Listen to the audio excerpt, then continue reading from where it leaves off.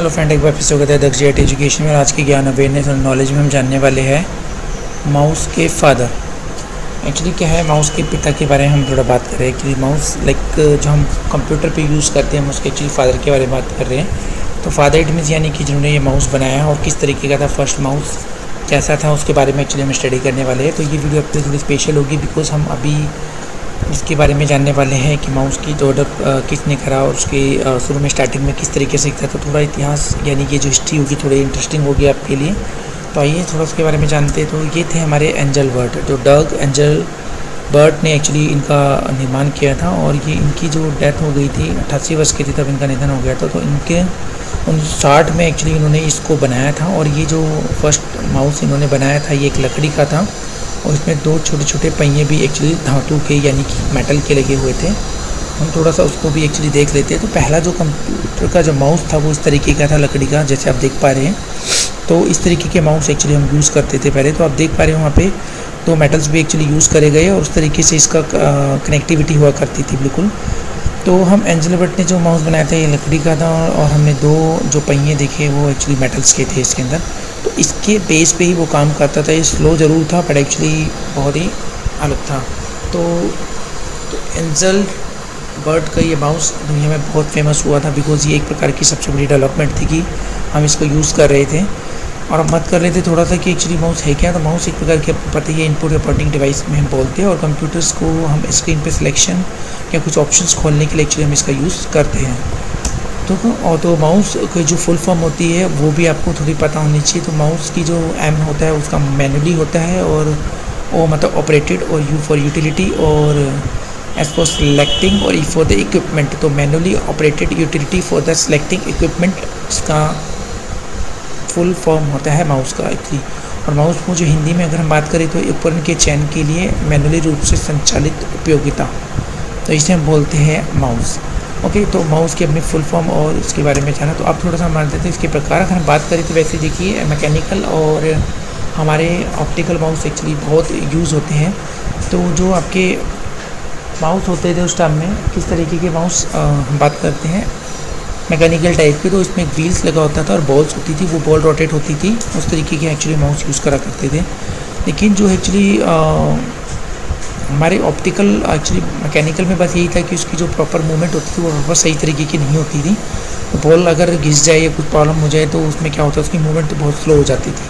और हम बात करें एक्चुअली उसकी जगह जो ली थी उसने ली थी हमारे ऑप्टिकल माउस में। तो ऑप्टिकल माउस की दो कैटेगरी हमने डेवलप की थी, एक हमारी वायर्ड माउस थी और एक थी वायरलेस माउस थी। तो ये दोनों ऑप्टिकल की ही टाइप्स होते हैं एक्चुअली। और हम बात कर लेते थोड़ा सा वायर्ड माउस। तो वायर्ड माउस मतलब जिसमें एक्चुअली केबल लगी होती है तो उसे हम एक्चुअली वायर्ड माउस बोलते हैं। तो ज़्यादातर अभी जो हम यूज़ कर रहे हैं USB बेस्ड वायर्ड माउस होते हैं या वायरलेस माउस होते हैं USB बेस्ड। ओके, तो ये इसमें से एक तो ये है कि सबसे मार्केट में जो है दोनों ही अपने यूज़ के अकॉर्डिंग टू अवेलेबल होते हैं। ये डिपेंड करता है हमारे ऊपर कि किस तरीके के माउस को यूज़ करने वाले हैं। तो जो वायरलेस माउस होता है, तार रहित माउस जिसे हम बोलते हैं एक्चुअली, इसमें जब हम इसका यूज़ करते हैं तो इसमें USB रिसीवर का इस्तेमाल किया जाता है। तो उसमें हमारे को एक USB कनेक्टर और लगाना पड़ता है ताकि इससे वो वायरलेस सिग्नल से रिसीव कर सके और इसलिए हम इसे यूज़ भी कर सकते हैं। तो उसे प्लग इन करना बहुत ज़रूरी होता है। तो माउस की अगर संरचना या पार्ट्स के बारे में बात करें तो पार्ट ऑफ माउस में तो ये लेफ़्ट और हमारा इसके अंदर माउस का एक वायर और राइट बटन और स्क्रॉल व्हील और स्क्रॉल बटन जिसे हम बोलते हैं वो होते हैं।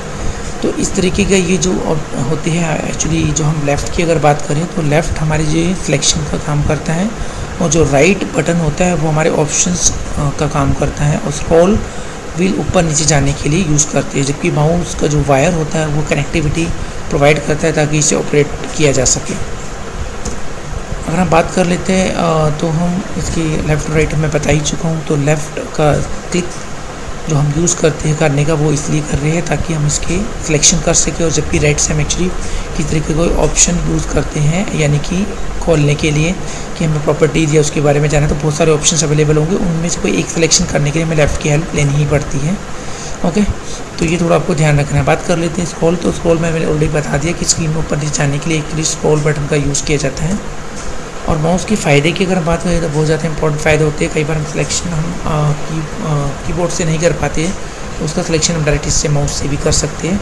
और डॉक्यूमेंट में ईजिली हम किसी साइज़ का छोटा बड़ा साइज़ करने में इसका यूज़ करते हैं, जबकि शॉर्टकट से काफ़ी टाइम लग जाता है उसके अंदर।